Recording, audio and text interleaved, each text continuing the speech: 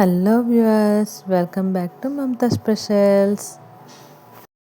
Friends, ఈ lucky డ్రాకి సంబంధించిన pamphlet video ఇంతకు ముందే మీకు పెట్టాను కదా, మీరందరూ చూసే ఉంటారు అనుకుంటున్నాను. అయితే ఈ లక్కీ డ్రాకి సంబంధించిన ఇల్లు అయితే ఇప్పుడు ఈ వీడియోలో మీకు చూపించబోతున్నాను. మీకు ఎవరికైనా ఇంట్రెస్ట్ ఉన్నట్లయితే ఆ నెంబర్కి కాంటాక్ట్ చేయండి.